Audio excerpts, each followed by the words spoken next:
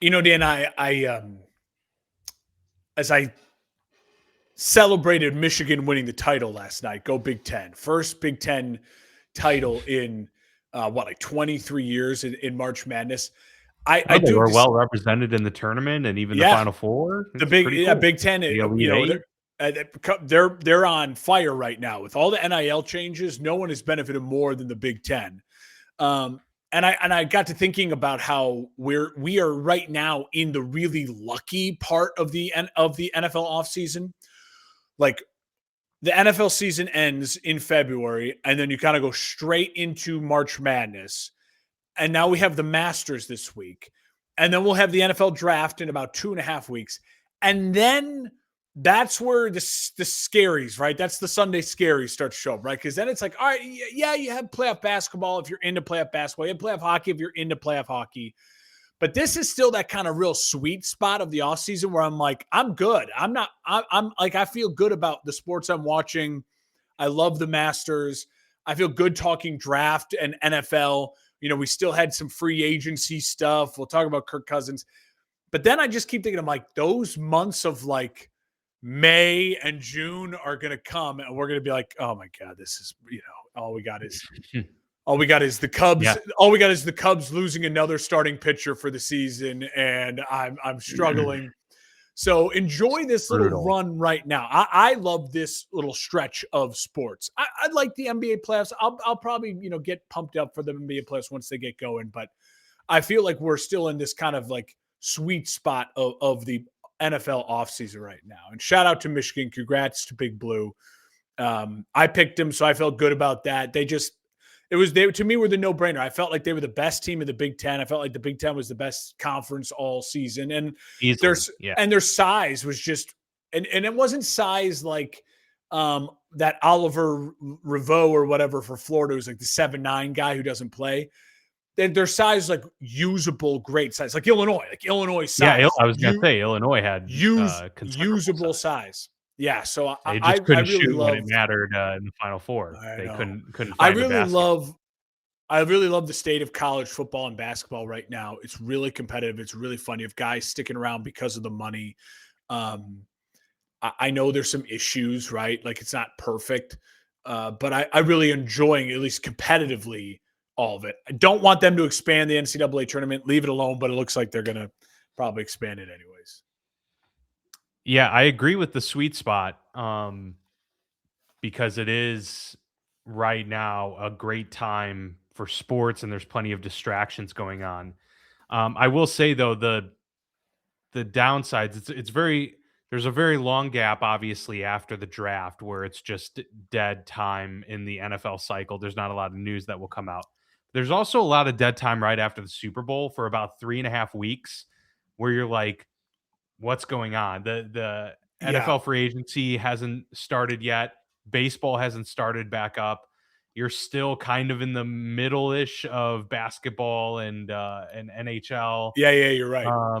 So it's just kind of a dull moment. Now we've entered, early to mid-March. You enter the excitement again, and that goes for about a month through to the NFL draft. And then really it's just going to be baseball for the summer.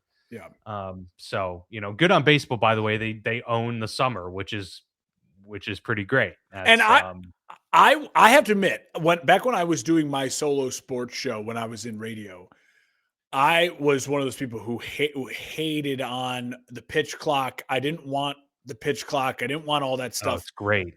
Now I look back and I'm like, I was wrong. Like I'll take the L on that. It has really made the games move. And I think part of it was, I remember saying it, like I just was still I lived in Chicago for 6 years and I lived a 10-minute walk away from Wrigley Field. And I used to go to games like when they would start, you could get tickets on StubHub for like $5. Like as soon as the first pitch would go off, I'd go into Wrigley, once every couple of weeks when I had nothing going on a Wednesday afternoon or whatever. And you could sit there for 3.5 hours and really enjoy your time. And I was stuck in that mindset of like, I want to go to a game and really enjoy the experience of going to the game. But now, because all I do is watch baseball on TV for the most part, it really is. It's fantastic. It's superior. Yeah, and the pitchers have gotten used to it. There's really not much of an issue there, so, they're able to get the pitches off in time, and they're you never hardly ever see any, Yeah. faults, occur from that, Are you so a Masters guy? Oh, yeah, I love the Yeah, I Masters, love. Yeah, yeah. absolutely. I Yeah, yeah, like. definitely, I definitely. get. I'm like you, we've talked about this, I watch major golf, The four I majors. I will love them. watch the majors, obviously, the Masters is a special experience. I love Jim Nance. He's my Hmm. favorite broadcaster, and then on top of it, just the allure of the event itself. Now that I'm close by, I'm definitely considering putting myself in the The lottery. lottery because I don't have to worry about plane tickets. Like plane tickets around Yeah, Masters times to get into Augusta it's or insane. even to Atlanta, very expensive. I can drive, so that would help cut down on some of those costs. So maybe one of these years I'll be able to do it. But Yeah. yeah, today we are talking a little bit of NFL news, some quarterback talk in the NFL, but we're going to focus, of course, Ooh. on the prospects coming up in the NFL draft, and then we're going to do our NFL draft full first round mock next week, and then we'll be having our draft reaction show later this month for the draft. So really excited for that, but we'll dive into the quarterback prospects right now.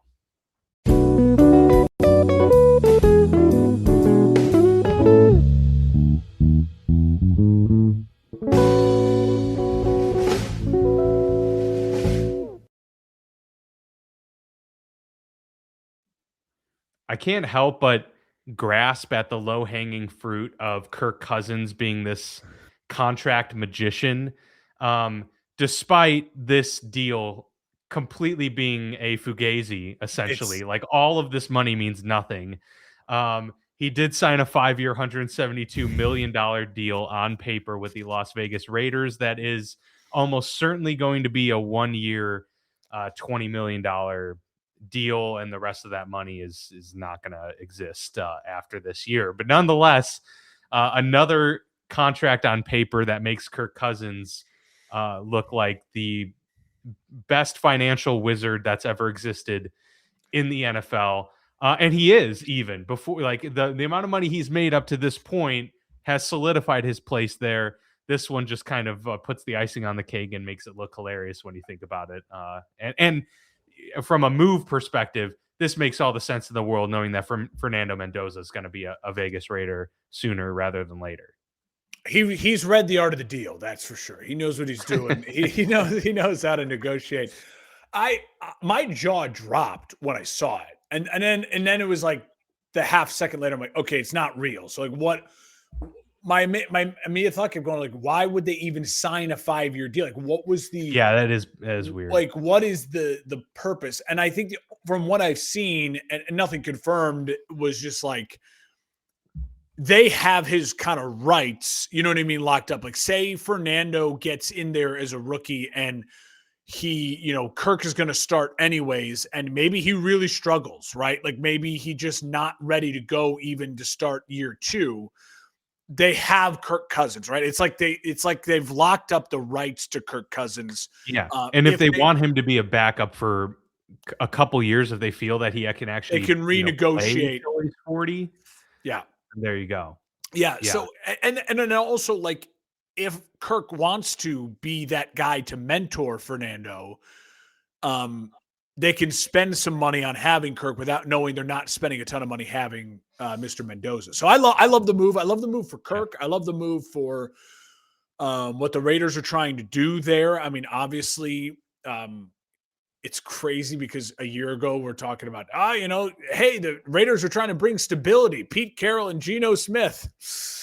The Raiders are trying to bring stability. They're bringing in Kirk Cousins, the new head coach. So it's listen, it's not perfect, but Kubiak gets a guy that obviously he knows can run a system well, and him and his system, Kirk Cousins, a guy like that is a system quarterback. So that's great for him. And then is an organization you got to feel great about him being there in the room with a young quarterback and knowing that Kirk is at the stage now where he's okay with it. I don't think he embraced it maybe with Michael Penix Jr. He was a little blindsided by them drafting Michael Penix Jr. I think he'll really embrace this. And also,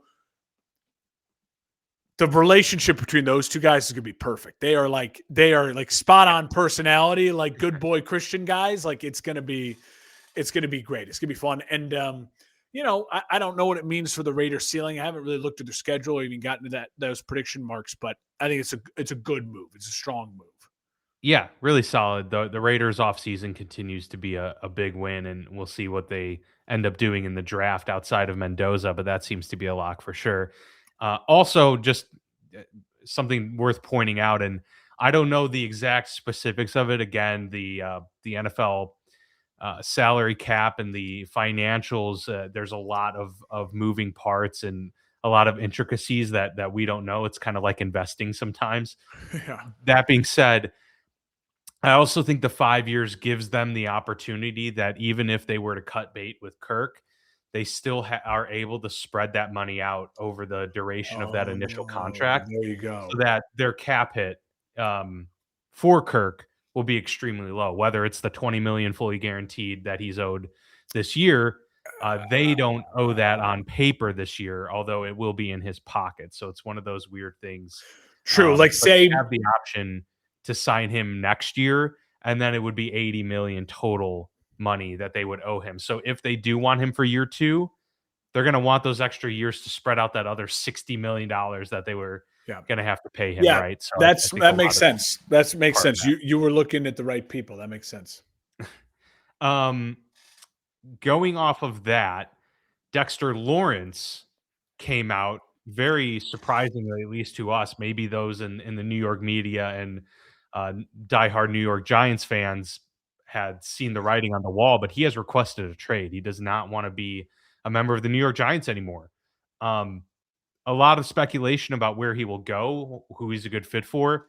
At the end of the day, this does really seem, though, like if a deal were to get struck, this is going to be a very costly deal for some team. Probably similar to the Max Crosby deal. From what I'm hearing and seeing, is that it would take a couple first rounders to get a deal like that done for a guy who's not only a ferocious pass rusher, but an incredible run stuffer as well, and all around great defensive lineman. So this would be a really big get for some team, but it would cost a lot to acquire it. Yeah, my initial thought was like, like the seagull meme from Finding Nemo, like bears, bears, bears, bears. But I trust my guys Carmen and Yurko at ESPN 1000, and I saw their clip going viral on Twitter. And listen, Yurko played defensive tackle. Like I trust him. He's like, for a guy who's about to be on the wrong side of 30, he's already played 9 seasons. Would you hope maybe he plays at this? He's an elite player. Look, full stop, facts. But do you think he wants a new long-term deal? Like, what is it he wants? Are you trading for him and I get to just keep him at like 2 years at a fairly reasonable price, right?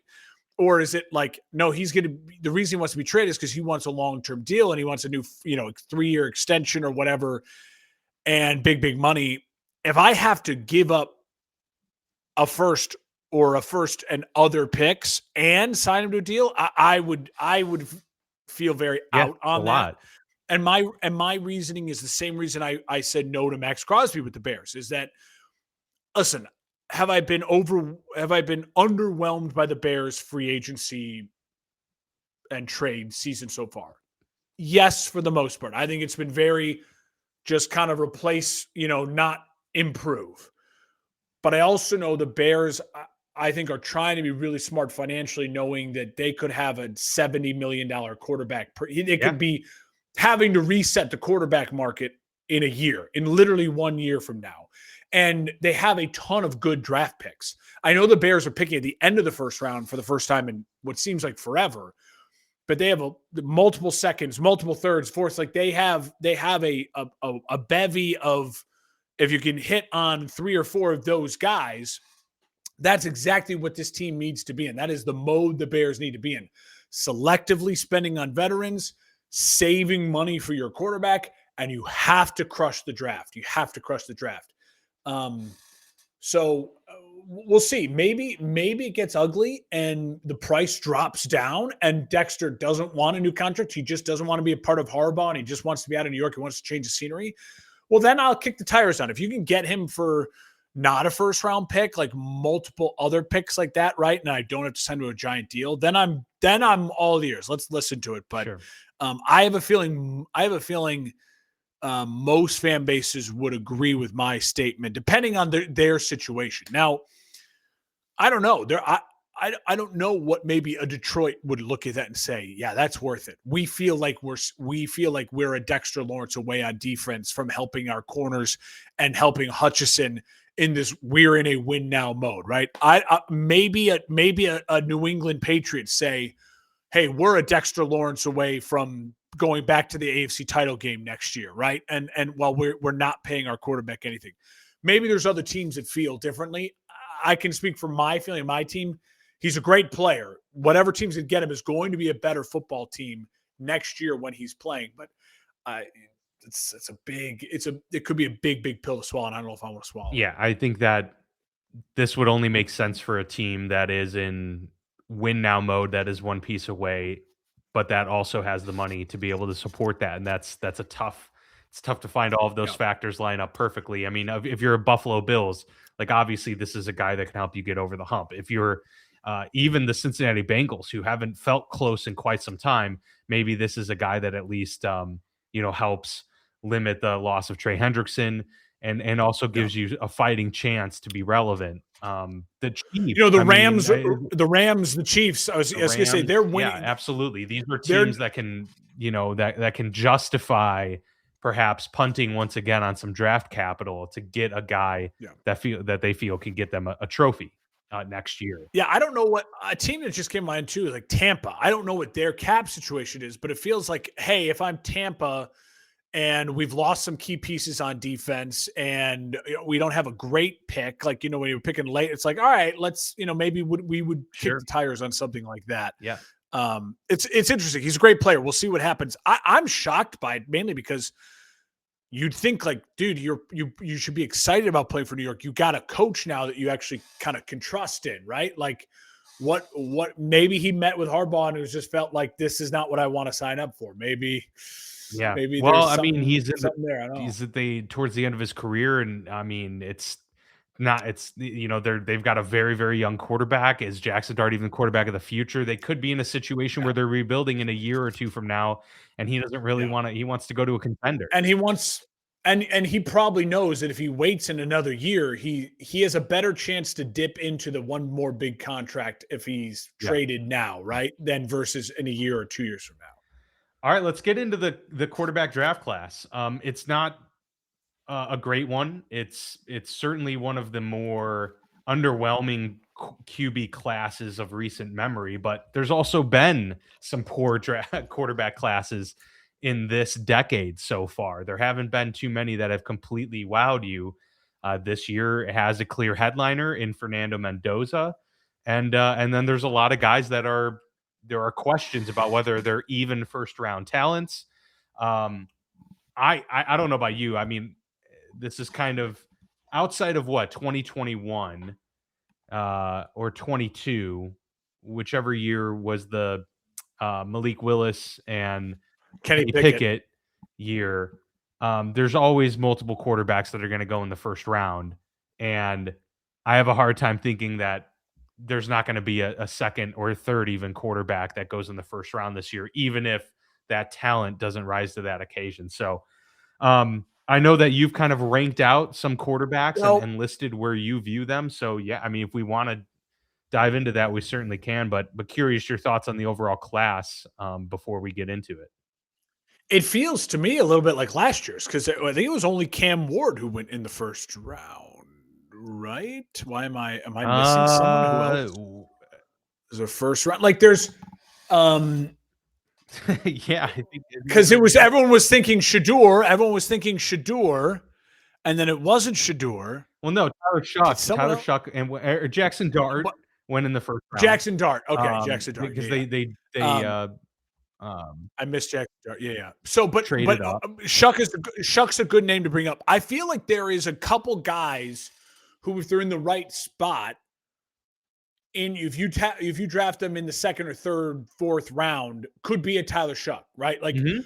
I think there's a couple names here that I'm like, listen, if they end up with an offensive coach, there's no reason why if they sit the first half of the season, they could play some football at the next level. But what I don't see in this class is I don't see the Caleb Williams, Drake May, Jane Daniels, where it's like multiple dudes, where it's like the talent is off the charts, right? Where it's like it's just draft them for the talent.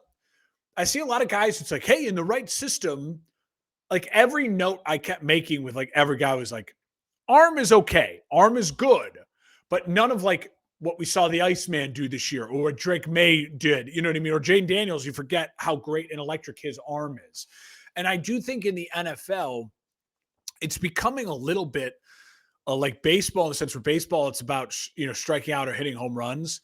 In the NFL, it's about like, you need to hit deep balls when they're there because the offensive scheme is dink, dunk, try to get someone to bite and then hit people with deep Yeah, balls. Like, it's that's just so much. the deep ball is so hard to pull off nowadays. So yeah, when the Yeah, opportunity's there, you have to hit it.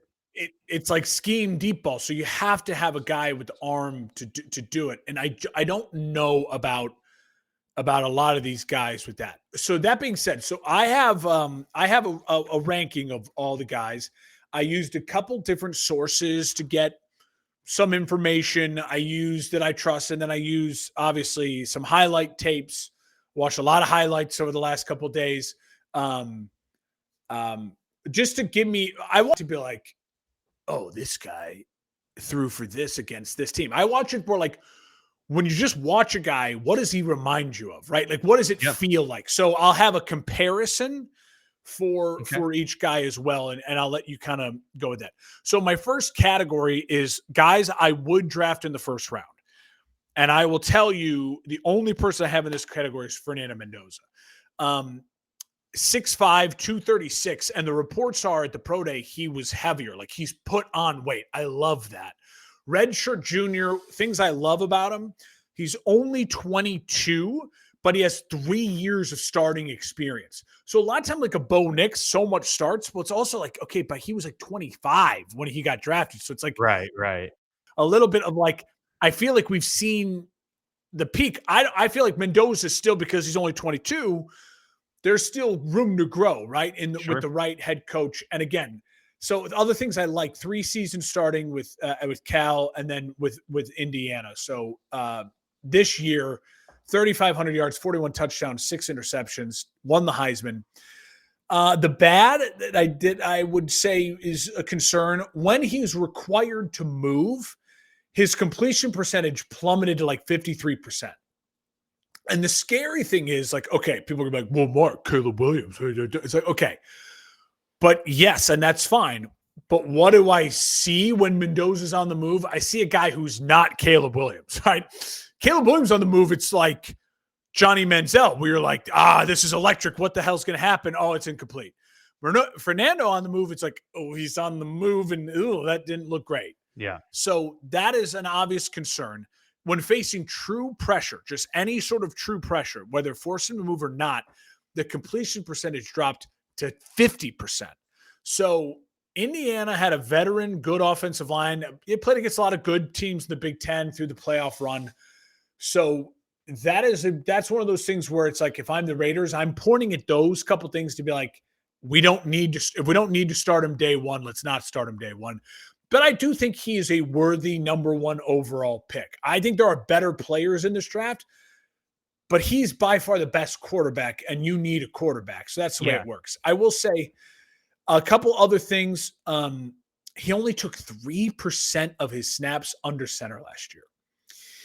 Kubiak is going to want to get you under center. I mean, if you watch those Seattle teams and Sam Darnold, a lot of it was out of play action with those running backs, right? That's a good point. And you have Ashton Genty. So that, again, it's going to put him on the move, right? Moving your feet, even just moving to fake the handoff to then plant and turn.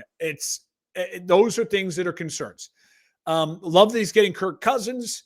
Comparison, couple guys came to mind. Two, from just the look of the playing style, Carson Palmer, Matt Ryan. I feel like he's somewhere in that world, right? Carson Palmer won a Heisman. Neither of those guys were very mobile. Carson Palmer, a little bit bigger arm. I think he compares maybe a little bit more to a Matt Ryan, just size, game. But then I do think his attitude being like Andrew Luck is something that makes him a little special. I think guys are going to like playing for Fernando Mendoza. So I have him for his best spot. Raiders number one. Go number one. Be a number one quarterback and earn that. Yeah, he certainly has the leadership qualities, and on top of it, he performed really well in clutch situations, which there's not a clear, perfectly defined metric for something like that, but it matters at the quarterback position. You have to play well. We'll talk about another quarterback that's going to show up on this list who hasn't come through in the clutch for the majority of his career. Fernando Mendoza on third down is spectacular. And in just these heat of the moment situations we saw in the college football playoffs and ultimately in the championship, he was at his best in when the lights were brightest. And that's a huge factor in all of this. His mechanics are very sound, and he likely won't need any quarterback's going to need footwork and mechanic help. But of all the quarterbacks on this list, he's the most polished of that group as well, to where he could start day one if he needed to. So, yeah, I think there's a lot to like there, and he is worthy of the number one pick. Who you've got at number two? Ty Simpson be the standard pick there. The most agreed upon is. Do you fall in line with that as well? Ty is the guy you're seeing in the mock draft sneak into the first round and be like the other quarterback in the first round. So my second category, I call it second or third rounders. I'd feel really comfortable using a second or third round pick on one of these guys, like a Tyler Shuck, where it's like, I feel as though this guy midway through the season, if my quarterback if my starter is struggling, I'm going to put him in and we're going to see what we got with this kid.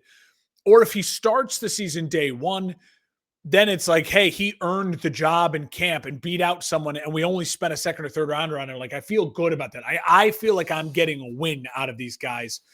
I don't think either of these guys I would go first round grade on. And my number two ranked quarterback in this class, I'm going with Nussmeier, Garrett Nussmeier out of LSU. Yeah.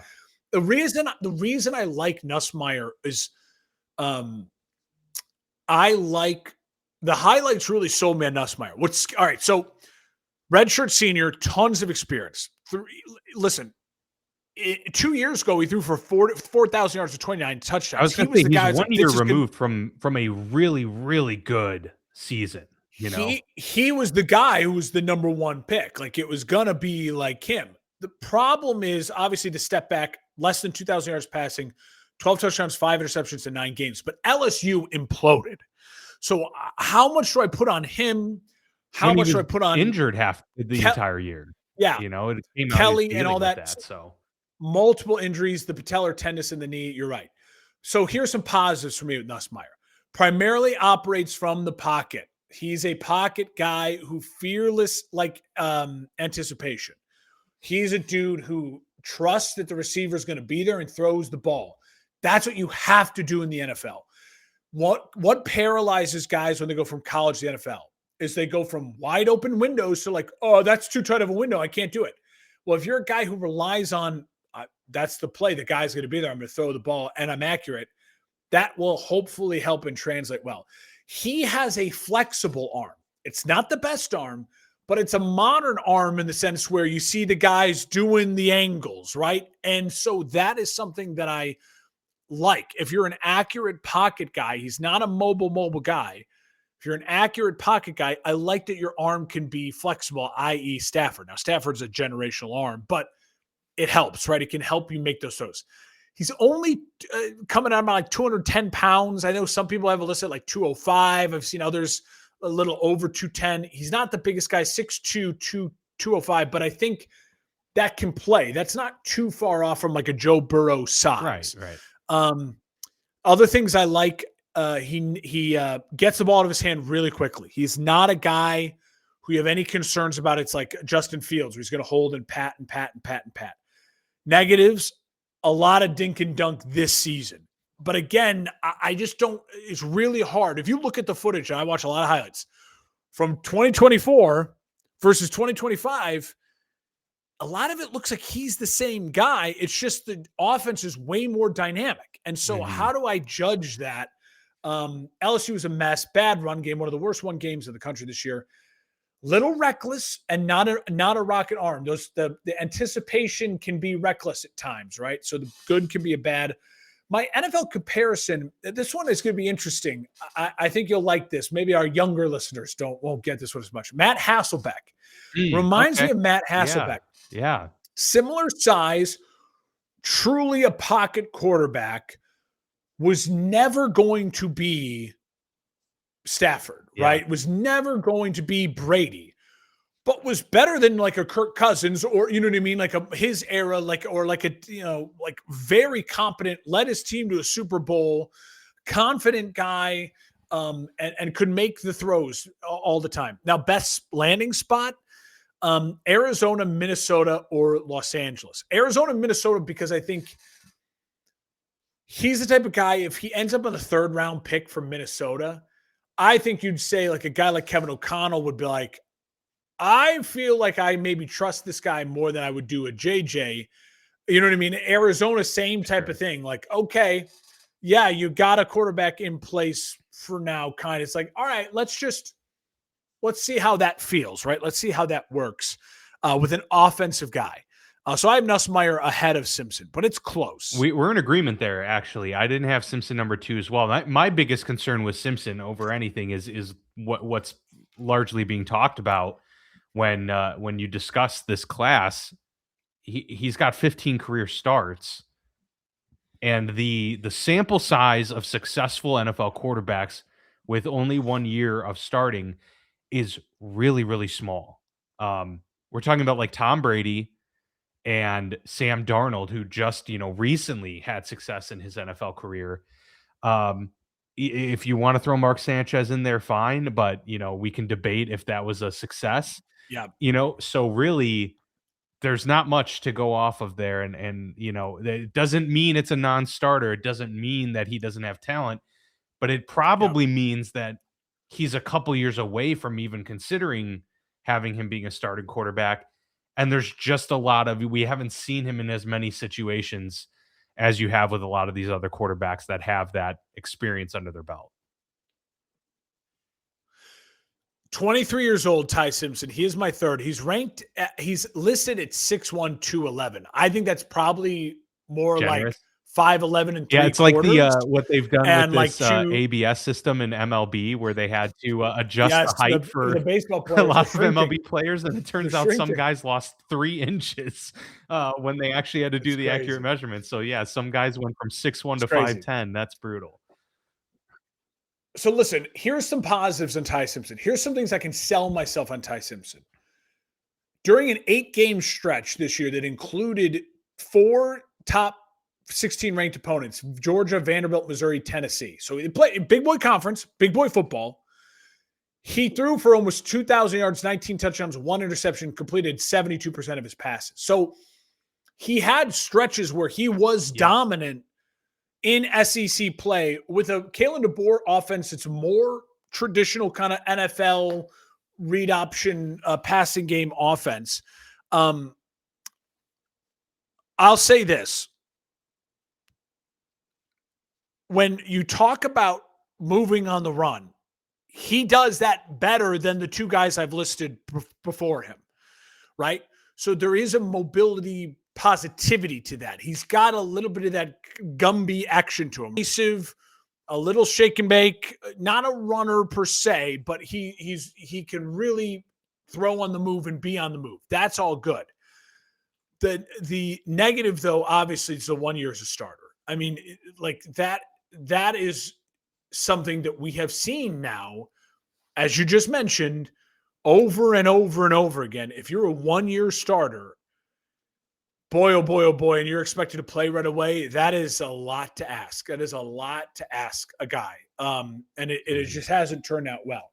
I will say The other big negative for me is 37.3% completion percentage on passes of 20 or more air yards.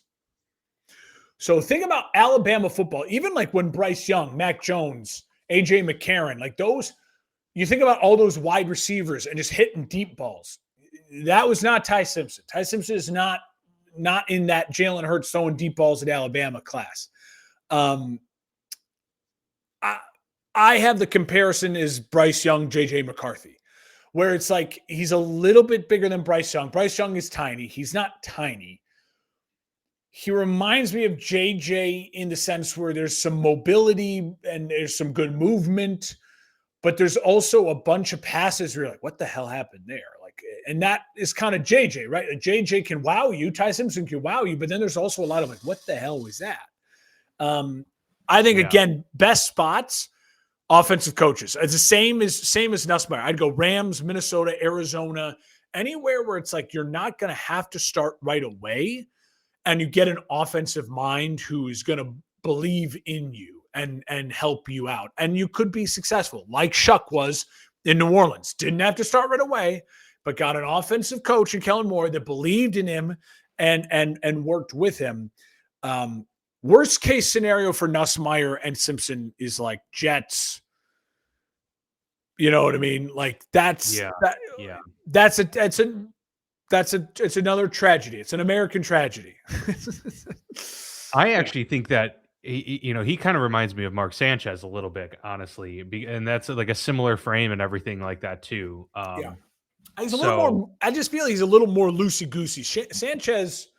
Maybe I'd have to look back at Sanchez. It felt a little more stiff to me, but yeah. I mean, and I think Simpson's got a little bit of underrated athleticism in his ability to maneuver around. He's definitely not as stiff as some of the other guys on this list, but so far we're pretty much in lockstep.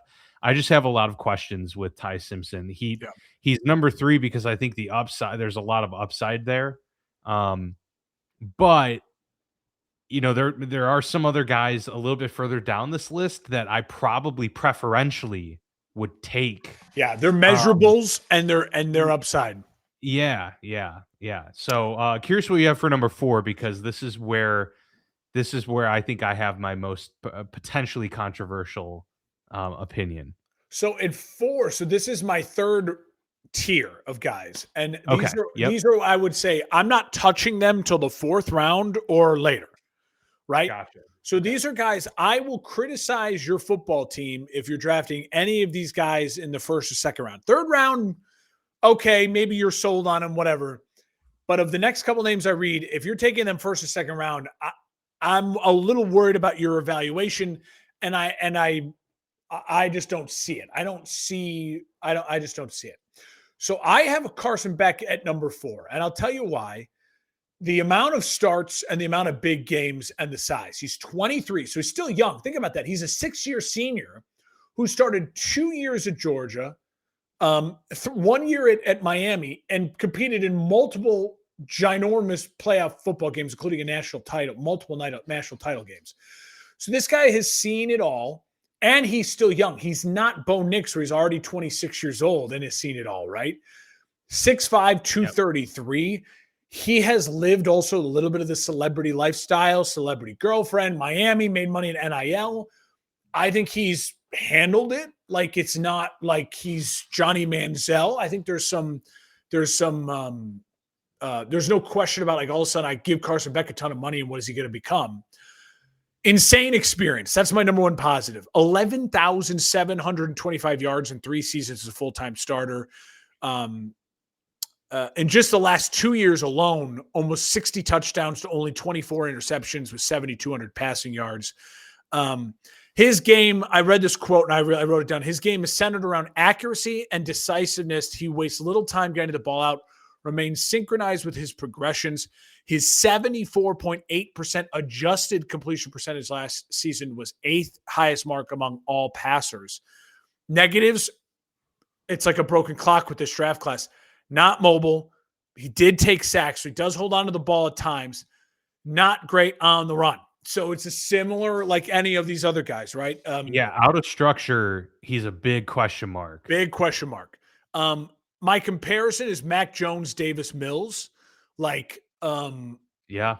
Yep. I could see Carson Beck being like Davis Mills, where it's like, hell, that guy for 3 or 4 games can play some good football, and or Mac Jones, and we're like, well, maybe he could be the starter. I think his best spot is actually Or staying in Stetson Miami. Bennett even. Yeah, right. Best spot Yeah. staying in Miami. He knows the city. He's adjusted to the city. They like him down there. Just led that team to a national title. And like you back up Malik Willis, right? There's not that immediate pressure to start. But if things go sideways with Willis, you could certainly like throw the kid in. You know what I mean? It's the end of the season or whatever, right? And see what he has.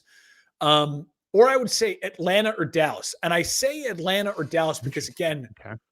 Atlanta being a market where he's really well known, a Georgia guy, Georgia market, wouldn't need the pressure being the day one starter, right? You're kind of competing for the backup job and you're getting an offensive head coach. Like there's a lot to like there.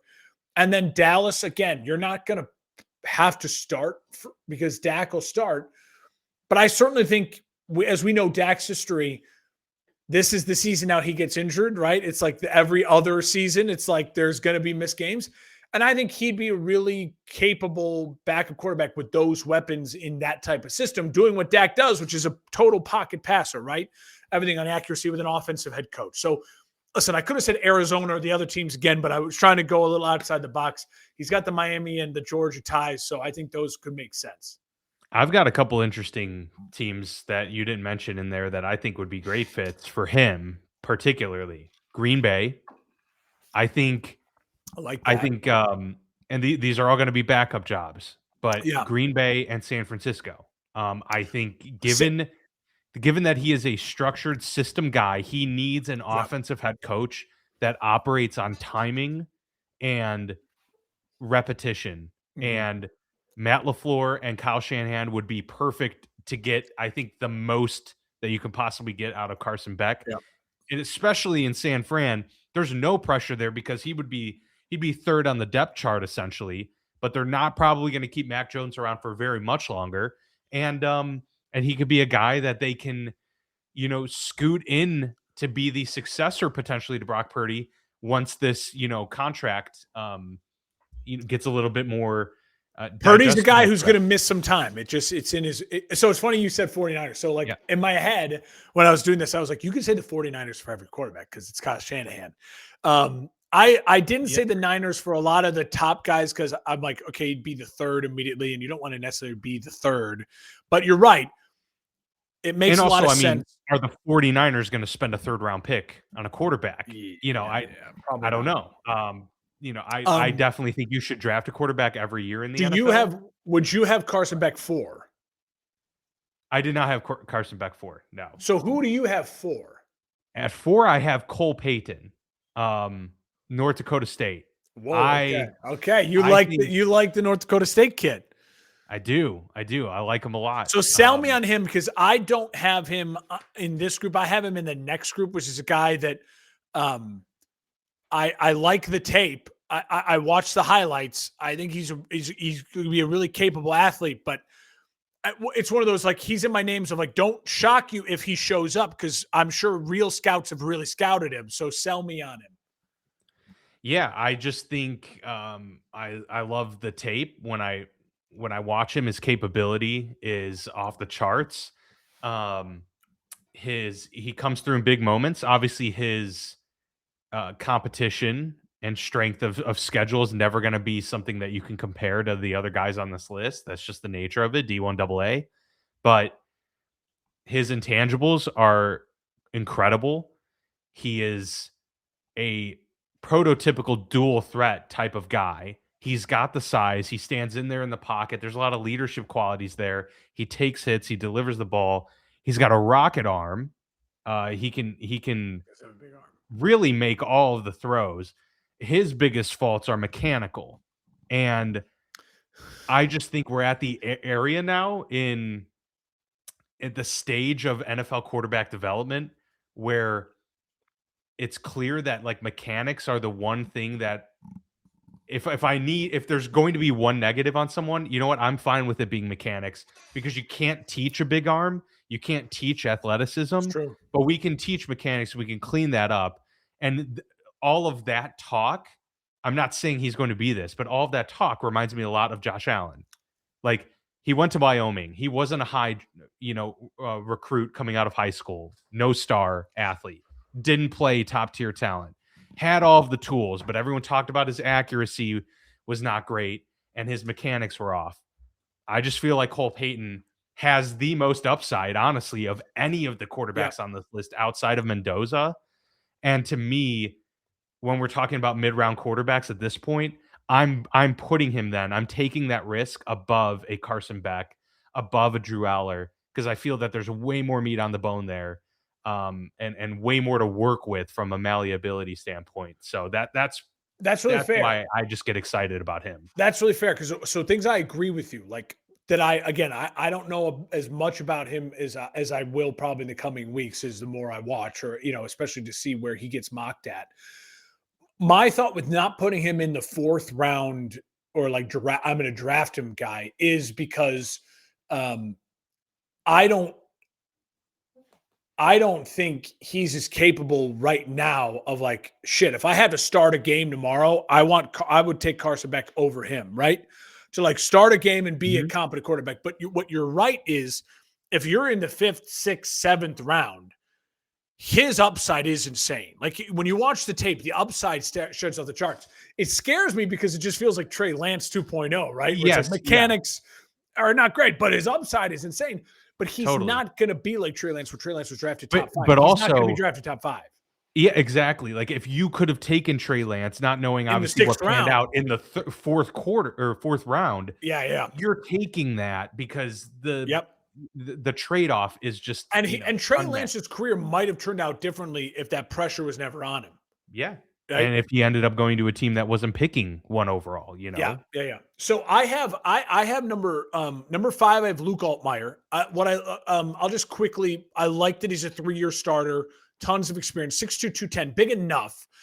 His negative is the classic negative. The arm is a good arm, not a great arm, and he doesn't always take the layup. He's got a little gunslinger mentality without the rocket, right? It's a Yeah. little bit of that. Hey, Luke, it's right there for you. Take the layup.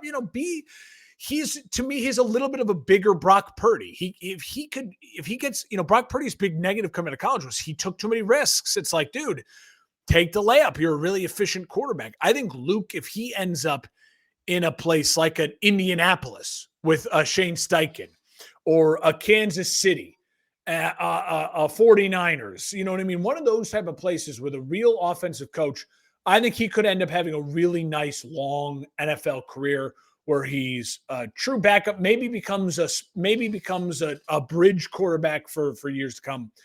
I like Luke a lot. He actually is more mobile. Like he can Yes, really move too. for sure.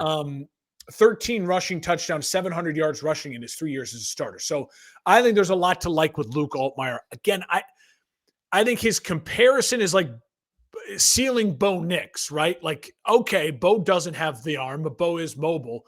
If Luke Altmaier ends up in the right spot, he could be a really quality player, I think, in this game.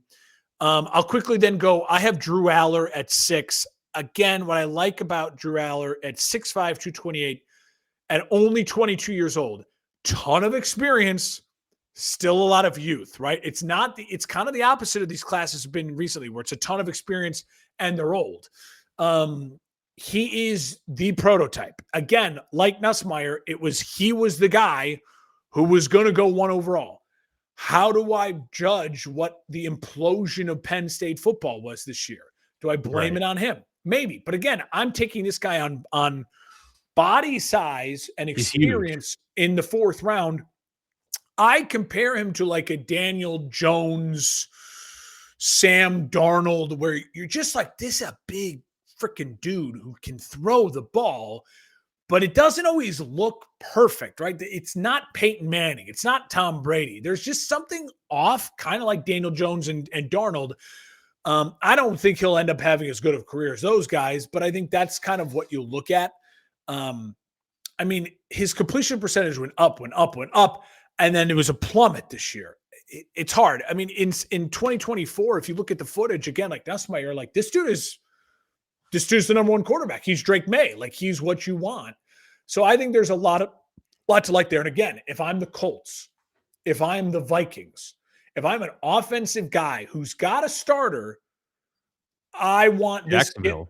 Jacksonville, right? I want this kid in my building as like, oh no, we took him in the 4th round. Don't worry about it. He's not going to start. Took him in the 4th round. And it's like, if you're a football nerd coach, or get your hands on him. And then the final guy I'll list in this of mine that I want to talk about is a guy who I think actually has more upside than your North Dakota State, Cole Payton. All right. This dude is just one of those, when you watch the tape, you're like, he's a freak. And I just don't know if he ever got the right coaching to help him totally reach all his potential. And that's Talon Green. Talon Green. Okay. He's the 6'6", 227, fifth-year senior. Listen, he reminds you of, Jaden Daniels. Like, he looks like Jaden Daniels. He's tall, he's mobile, he's skinny. I think it's like Terrell Pryor. Yes, like he's a giant dude, right? So I would say his comparison ceiling is like Jaden Daniels level. If you want a system where it's like, I want my quarterback to do what Jaden Daniels does really well, go find a Talon Green. He can do what he could do those things if coached well. The floor, though, is Trey Lance, where it's like he also just may not be able to play quarterback at the highest level. But again, I'm taking a flyer on this dude who, and I quote, had the best QB testing performance ever at the combine. He ran a 4.36 40. Yeah, it's incredible. He jumped 43.5 inches on the vertical and an 11'2" broad jump. I mean, the dude is, it's like Josh Allen level freakish insane. Someone's taking this guy earlier. And what I like about him, again, 4 years of starting, 3 years at Boise State, and then his final year there at Arkansas. So he did have some big level competition. Kind of reminds you of Cam Ward in that sense, where it's like played smaller and then got one chance playing big. It was fine. It was okay. His big negative is he holds the ball really long. It's a lot like Justin. What's that sound like? He holds Justin Fields. Fields. 3.13 second average time to throw. That was 134 out of 130. Shave a second off of that. So again, sailing Jaden Daniels, probably Justin Fields, like a ginormous freak, amazing athlete, but dude, just throw the ball, like throw the football. Took a lot of sacks, struggled facing pressure. Yeah. So those were, I don't have to keep shitting on him. I'm going to give him positives. I just like that. We've seen more of that type of quarterback in the last couple of years show up and get chances. So I think if you're a guy who's willing to say, I want to coach that, I think he's a guy that's really interesting because of his athletic ability. Totally. Yeah, no, I agree. And then I give a shout out to Cole Payton, Cade Klubnik, another guy who was supposed to be a first rounder. Yeah, I mean, a few years ago, he was supposed to be the guy, But again, so my struggle with him is I don't love the size, and I've just never, the highlights, I don't even in the highlights see what I see in Nussmeier or Simpson, right? I just don't see it. And then with Diego Pavia, he's listed at 5'10". Yeah, right. I mean, I really think he's like 5. I think he's a 5'9" quarterback, and he's got off the field things that I'm just like, I'm not dealing with that. I'm not dealing with that. I wouldn't shock me if he gets drafted, but I'm not dealing with that. 100%. Yeah, no. So that's despite it not being a very riveting class, there's still ways to get excited about the prospects of some of these players, and we know that several of them, if not all, that we mentioned are going to get drafted at some point, and so a lot of it depends on environment and where you go. So if you had to bet really quickly, take Mendoza out of it. Yeah. Who is a quarterback in 2 years from now we'll still be talking about? It's like, oh, that's interesting. Is there a guy that you have a little faith in? Be like, that's interesting. This guy's interesting. We'll see what he's got. Or Bubba, you know what I mean? Trade for him. He can play. Yeah, I mean, I think a guy like Carson Beck has the profile of being a quarterback who sticks around in the league for a long time because he is very accurate and he plays the scheme.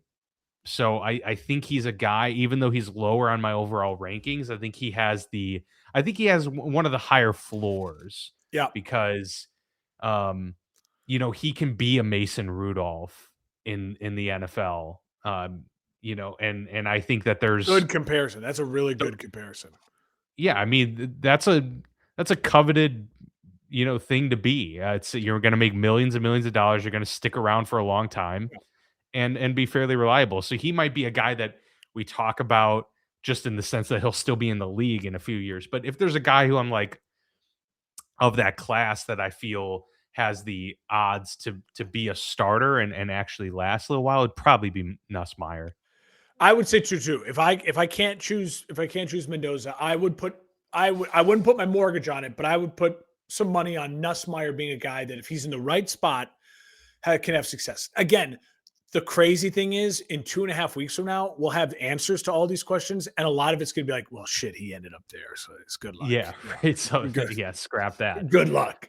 Exactly. That's what makes it so fun. I'm excited to roll it back again this year. We are gonna try and do another live stream. So if you're listening, if you're watching right now, and you want to join us and react in real time during the draft on April 25th, please come join us. We'll have the link available for folks, and you can just reach out to us on social media, and we can send that your way and have you join the show. Be really exciting stuff. So we're looking forward to that. We've got our mock draft coming up next week, and yeah, before you know it, we'll be talking on draft day. So appreciate everybody tuning in. We are part of the For Frequency's Sake podcast network. So go over to the socials there and check out all of the other great shows that we have on the network. But for now, he's Mark, I'm Dan, and we'll see you next week.